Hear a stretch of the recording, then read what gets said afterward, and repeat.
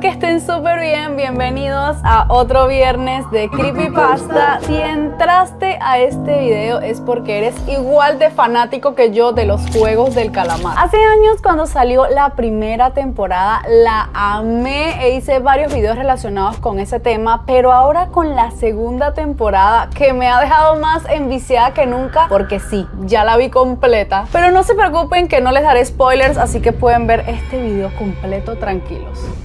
Oigan, este tema me eriza la piel, me ha dejado fría. Y es que con el estreno de la segunda temporada se han revelado varias imágenes y videos que prueban que los juegos del calamar sí ocurrieron en la vida real, pero son mucho más aterradores de lo que te imaginas. Así que después de este video estoy segura que no verás los juegos del calamar de la misma manera. Quédate hasta el final porque te voy a mostrar lo que dijeron algunos de los sobrevivientes y también verás las imágenes de los campos ultra secretos donde murieron cientos de personas.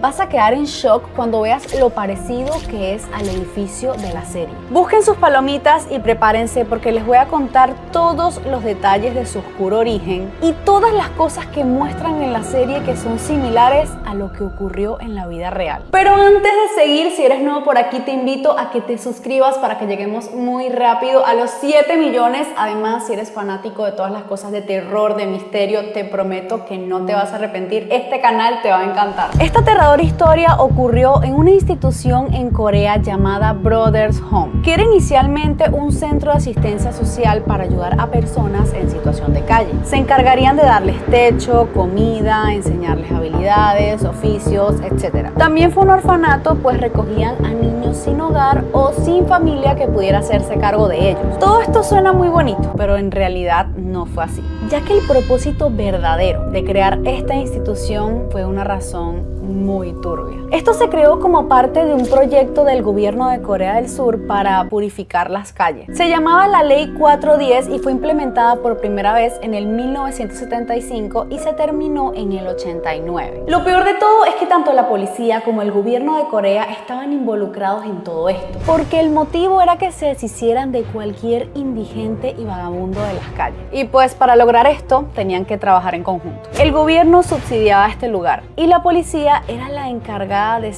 secuestrar a las personas. Algo muy parecido a lo que vemos en la serie con las personas que ponen el dinero para que se realicen estos juegos, que son personas que hasta ahora su identidad es un misterio, pero lo que sí es seguro es que son personas con mucho dinero y poder. También están los que los controlan, que son guardias armados, que son los que los someten a jugar y los matan si pierden algún juego. La verdadera razón por la que hicieron todo esto no era para ayudar a las personas como pintaba su eslogan. Era porque en unos años Corea del Sur iba a ser la sede de los Juegos Olímpicos en el año 88 y de los Juegos Asiáticos en el año 86. Y querían dar una buena imagen del país, mostrarla como una pequeña potencia y así mejorar su reputación. Crearon autobuses y camiones pequeños e iban pasando por las calles y recogían a cualquier persona que estuviera durmiendo, borracho o anduviera muy tarde en la noche por ahí. Con el tiempo comenzaron a desaparecer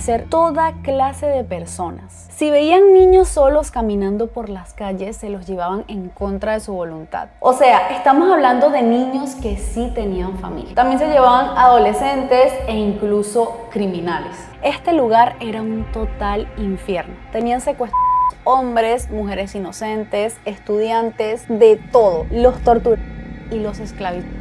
Más bien funcionaba como un centro penitenciario. Los que entraban ya no podían salir.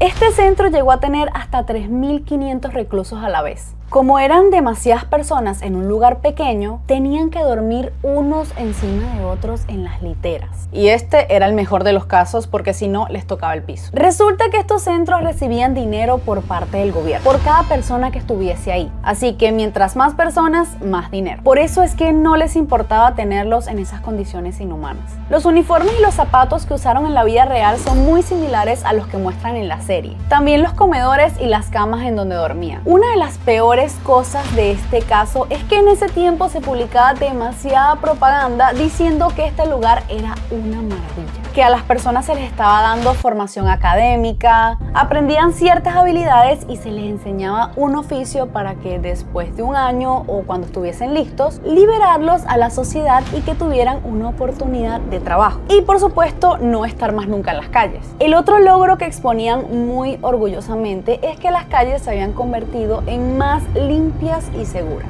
Pasaron los años y el gobierno condecora al dueño de Brothers Home, porque según esta había sido la institución que más había purificado las calles. Pero nadie sabía lo que realmente estaba pasando de las puertas para adentro. Durante los años en que esta institución estuvo funcionando, murieron cientos de personas. La cifra oficial es de 512, pero se cree que realmente fueron más de miles. Otro negocio turbio que tenía el dueño de este lugar es que vendía a los niños que había secuestrado por muchísimo dinero. En su mayoría eran niñas que fueron llevadas al extranjero para adopción.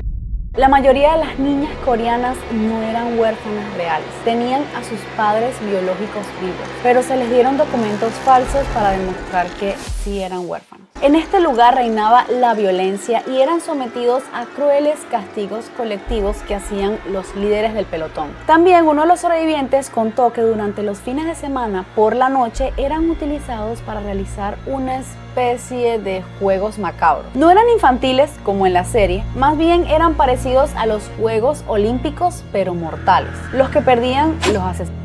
Muchos de estos reclusos no sobrevivieron a estos juegos. Hoy en día hay muchos testimonios de los sobrevivientes que cuentan lo horrible que le pasaron, cómo los derechos humanos en ese lugar. Voy a hablarles de algunos, pero en primera persona, como ellos mismos lo contaron. Era 1982, tenía 13 años y estaba caminando de la escuela a mi casa cuando un policía me detuvo y me pidió mi identificación. Yo no la traía conmigo, pues acababa de ir a la escuela y no necesitaba llevármela. El policía me pidió que le mostrara mi bolso ya que me veía sospechoso. En ese momento sentí mucho miedo, pero no tenía nada que esconder, así que le mostré mi bolso donde tenía mis libros y un pedazo de pan. El policía me preguntó que en dónde me robé ese pan. Yo le respondí que no me lo había robado, que era parte del desayuno que me había sobrado. Le juré y le juré que no había hecho nada malo, pero este policía tomó esto como excusa y me subió al camión junto con los otros vagabundos y me llevó hacia Brothers Home. Ahí me continuaron interrogando y me obligaron a que confesara que me había robado el pan. Como yo me negaba, el policía tomó un encendedor y comenzó a quemar varias partes de mi cuerpo, hasta que no aguanté más y grité que sí, que era verdad, solo para que parara el dolor y me llevaran de nuevo a mi casa. Pero luego me castigaron por supuestamente robar y me metieron adentro de un refrigerador por horas. Luego de eso, mi vida se volvió un infierno. No me dejaron salir de ahí por años. En este lugar nos dividían por grupos y en cada uno había un líder que se encargaba de que hiciéramos lo que nos pedía. Si nos quejábamos o desobedecíamos, nos castigaban de una manera horrible. Vi cómo asesinaron enfrente de mí a varios de mis compañeros por defenderse o por intentar huir de ese lugar tan horrible. Luego de 3 años de estar ahí encerrado, me encontré con mi hermano menor. Yo no sabía ni qué hacer ni qué decir, solo lo miré y me puse a llorar desconsoladamente. Nos liberaron a mi hermano y a mí cuando yo tenía 19 y él 17 años. Los dos pesábamos tan solo 35 kilos. Estábamos completamente desnutridos. Pero lo peor es que nos dimos cuenta que cuando salimos de ahí todo el mundo nos miraba como unos criminales y sin educación. Ese era el resultado de haber estado ahí por tanto tiempo. Y literalmente me tocó convertirme en un verdadero criminal porque en ninguna parte me daban trabajo. Años después mi hermano no aguantó más el sufrimiento y en el 2009 se quitó la vida.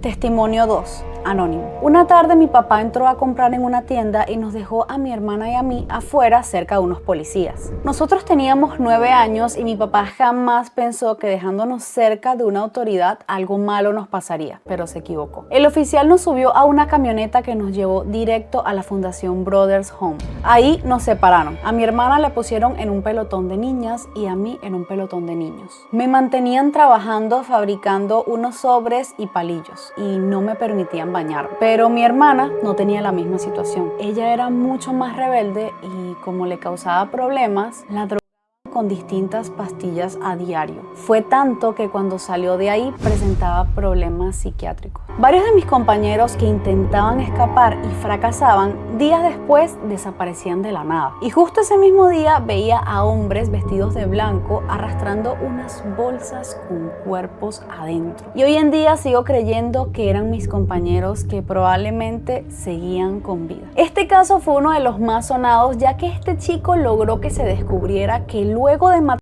vendían partes de sus cuerpos a escuelas médicas por una suma de dinero muy grande, tal cual como en la serie. Y ustedes se preguntarán, ¿cómo es que tantas personas se prestaban para hacer estas atrocidades? Pues es el mismo caso que en la serie: dinero y poder. Los líderes, los policías y los médicos estaban muy bien remunerados. Y mientras más personas les llevaban a los centros, más dinero les daban. Y era aceptar eso o que ellos sufrieran los mismos castigos o sus familias. Así que decidían obedecer. Otra cosa que testificaron varios de los sobrevivientes es que siempre, cuando uno de sus compañeros organizaba una misión para escapar, siempre había un infiltrado que los delataba. Así que era casi imposible salir de ahí. Como había tanto dinero involucrado, había mucha gente que era parte de esto. Por ejemplo, los médicos se inventaban certificados de muerte para demostrar que estas personas habían muerto por causas naturales y no por los abusos que estaban sufriendo. Se publicaron también unos dibujos hechos por niños que muestran algunas de las prácticas que les hacían en este lugar, que según fueron dibujados por un niño que estuvo recluido en ese lugar durante muchos años y que su identidad se mantiene anónima. Estas personas también eran obligadas a construir enormes instalaciones. Llegaron a construir una iglesia y hasta 20 centros diferentes para seguir recluyendo personas. En esa iglesia los obligaban a actuar en obras cristianas que en su mayoría eran presenciados por turistas extranjeros. O sea, imagínate ir de vacaciones a un país, ir a presenciar una obra y que las personas que estén actuando realmente están secuestradas y siendo torturadas. O sea, ¡qué locura! Otro de los trabajos que les obligaban a hacer era fabricar toda la mercancía que se le vendía a los turistas en los Juegos Olímpicos. Todos esos productos los crearon las manos de esas personas a base de puro sufrimiento. Imagínense, para el gobierno era una cantidad tan alta los vagabundos que supuestamente el director de este lugar había atrapado, que ellos pensaban que este merecía mucho dinero. Aparte de lo que recibía por cada persona, le pagaban un bono al año de 2.000 millones de won por haber purificado las calles. No era una cantidad tan alta los vagabundos que supuestamente el director de este lugar había atrapado, que ellos pensaban que este merecía mucho dinero. Aparte de lo que recibía por cada persona, le pagaban un bono al año de 2.000 millones de won por haber purificado las calles.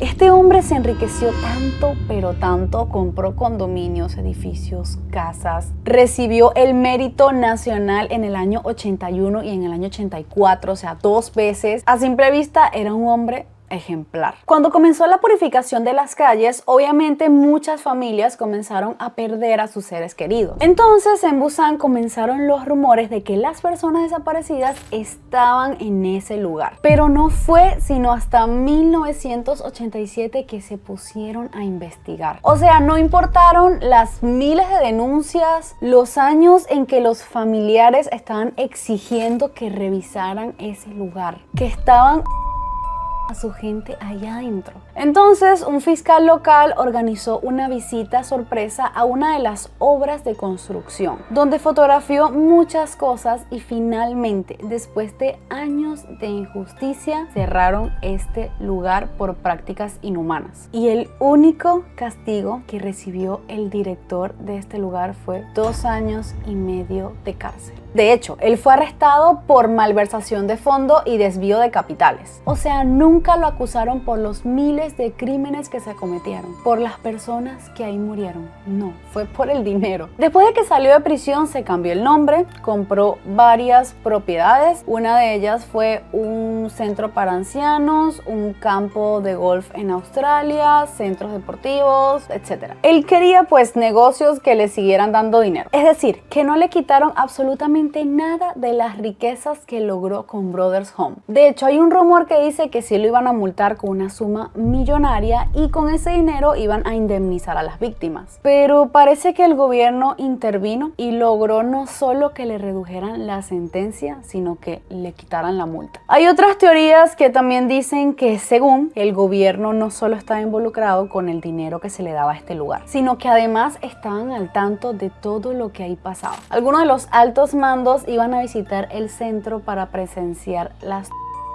y cómo se desvivían entre ellos durante los juegos. O sea, todas las autoridades en las que se supone que los ciudadanos deberían confiar estaban involucradas, desde médicos hasta policías y gobernantes. Pasaron los años y este caso tristemente quedó en el olvido. El director del centro se perdió, dejaron de hablar de eso y no es hasta el 2011 que una de las víctimas se llenó de valor y empezó a protestar solo contra el gobierno. Luego se le unieron 36 personas más y resulta que todas eran víctimas de Brothers Home. Habían vivido años de tortura en ese lugar que les había cambiado la vida para siempre. Ellos exigían que mandaran a la cárcel al dueño y director de ese lugar y a todas y cada una de las personas que estuvieron involucradas. Tuvieron juicios y varias audiencias para llevar a los culpables ante la ley. Poco a poco se les fueron uniendo más personas y cuando estaban a punto de lograr algo, de conseguir justicia, de ser escuchados, en el 2014 al director le da un derrame cerebral y fallece. Con este suceso se vuelve a detener el caso, ya que el líder había fallecido y murió todo tipo de posibilidad de encontrar pruebas y algunos de los culpables que estuviesen relacionados con él. Muchas de las personas que fueron acusadas huyeron a Australia y todavía siguen ahí escondiéndose. También demolieron ese lugar y todos los edificios que habían construido las personas.